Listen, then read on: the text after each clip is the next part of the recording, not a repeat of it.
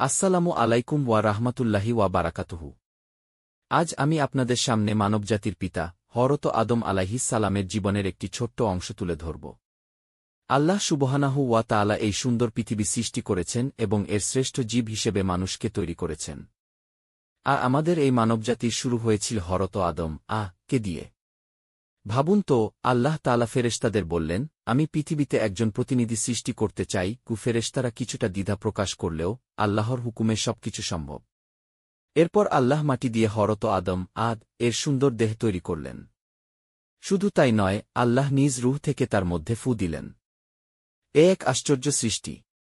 আল্লাহ তাআলা হযরত আদম কে সকল কিছুর জ্ঞান দান করলেন। এমনকি ফেরেশতারাও যা জানতেন না, আদম সেই জ্ঞান লাভ করলেন। এরপর আল্লাহ তাআলা হযরত হাওয়া কে সৃষ্টি করলেন যাতে আদম একা না থাকেন। তারা দুজন জান্নাতে শান্তিতে বসবাস করতে লাগলেন। তবে আল্লাহ তাআলার একটি ছোট্ট হুকুম ছিল, একটি নির্দিষ্ট গাছের ফল না খাওয়ার নির্দেশ। কিন্তু শয়তান তাদের ভুল পথে চালিত করল। সে তাদের মনে লোভ সৃষ্টি করল এবং আল্লাহর হুকুম অমান্য করতে প্ররোচিত করল। এই ভুলের কারণে আল্লাহ তাআলা তাদের জান্নাত থেকে পৃথিবীতে প্রেরণ করলেন।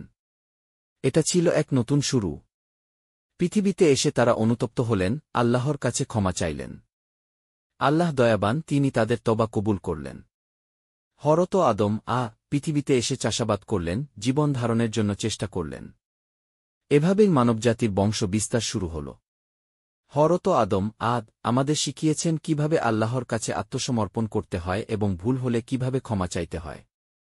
আসুন আমরা হযরত আদম এর জীবন থেকে শিক্ষা গ্রহণ করি এবং আল্লাহর পথে নিজেদের পরিচালিত করি।